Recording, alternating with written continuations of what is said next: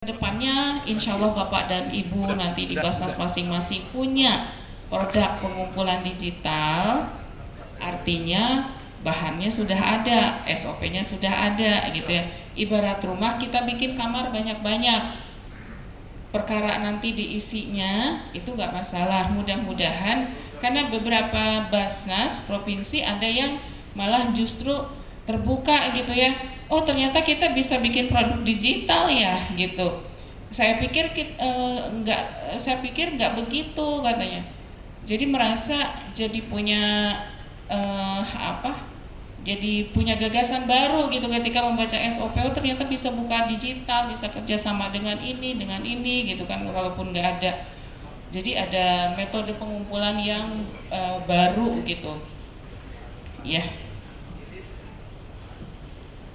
Pak, kalau untuk yang sudah bisa akses buku, boleh ini daftar isinya dulu kan ya? Ya.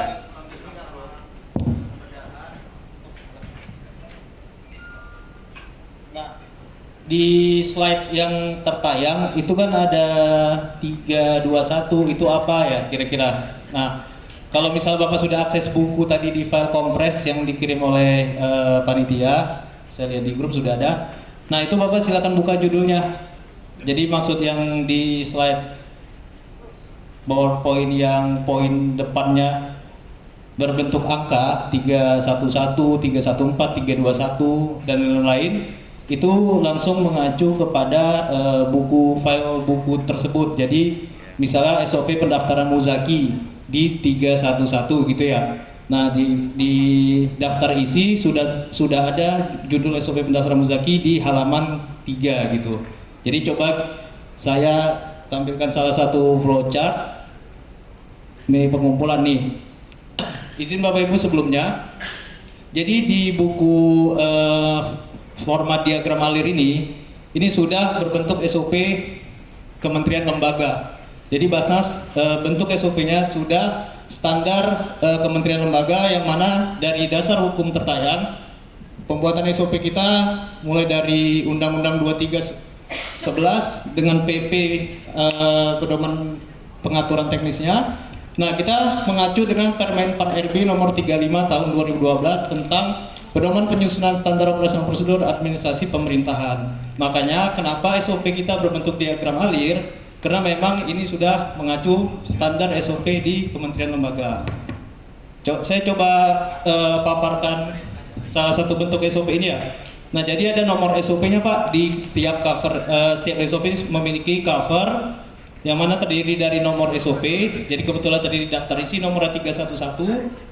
Kemudian tanggal pembuatannya ini tanggal Basnas RI membuat SOP tersebut di tanggal 13 Maret.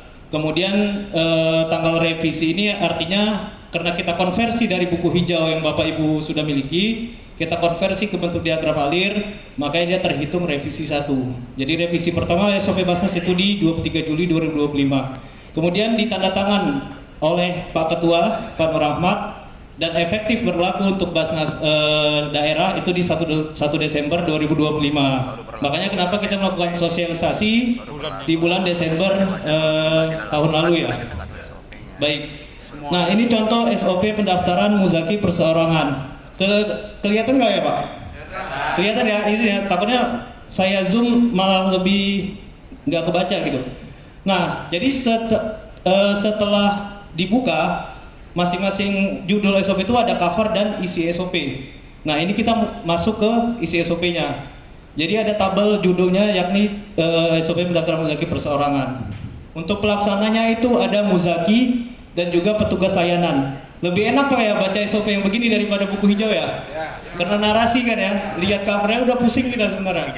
Nah jadi kalau misalnya Bapak udah melihat judulnya, oh udah tahu nih, untuk melaksanakan SOP ini diperlukan satu amil Basnas, yakni petugas layanan.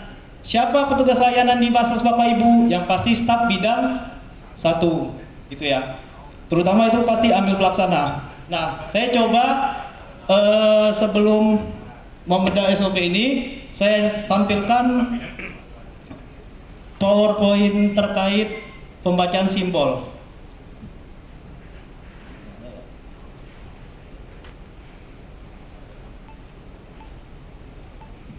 Tadi kayak nggak mas.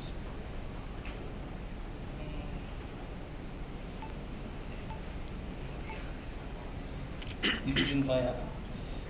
Saya coba dinaik dulu.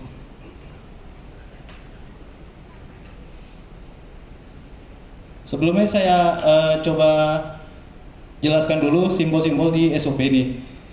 Jadi di dalam buku sudah ada Pak. Jadi untuk acuan membaca. Jadi ada simbol kapsul, kotak, bola ketupat, panah, dan segi 5 untuk melihat flow chart buku SOP Basnas. Nah, simbol kapsul ini diartikan untuk proses mulai atau proses awal hingga proses selesai. Jadi kenapa dia selalu di setiap SOP di nomor aktivitas kegiatan pertama sampai kegiatan yang akhir itu di awal dan ditutup dengan simbol kapsul. Nah, fungsinya mendeskripsikan kegiatan mulai dan berakhir. Selanjutnya ada bentuk simbol kotak atau itu menandakan proses. Artinya kalau dia kotak itu artinya pelaksanaan, lanjut seperti itu. Jadi tidak ada proses penolakan atau review dan lain-lain. Kemudian akan ada belah ketupat, yakni keputusan. Biasanya simbol keputusan ini mendeskripsikan kegiatan pengambilan keputusan atau penentu ya istilahnya, penentu. Biasanya di belah ketupat ini simbol yang kegiatan dilakukan oleh otorisator. Contohnya yang memiliki wewenang itu di middle management Basnas daerah mungkin kepala bagian, kepala pelaksana sekretaris, hingga waka hingga ketua. Itu biasanya prosesnya adalah belah ketupat. Karena beliau-beliau ini yang akan memiliki wewenang untuk memutuskan suatu kebijakan ya atau ketentuan eksekusi. Kemudian ada simbol panah. Simbol panah ini adalah untuk membaca alurnya dari mana ke mana gitu sehingga kita tidak bingung. Kemudian simbol segi 5 ini simbol sambung. Jadi SOP itu jika dia lebih dari satu halaman maka akan disambung dengan simbol segi 5. Nanti coba saya paparkan di SOP Muzaki, pendaftaran Muzaki yang tertayang. Kira-kira ada yang ditanya Pak dari simbol ini?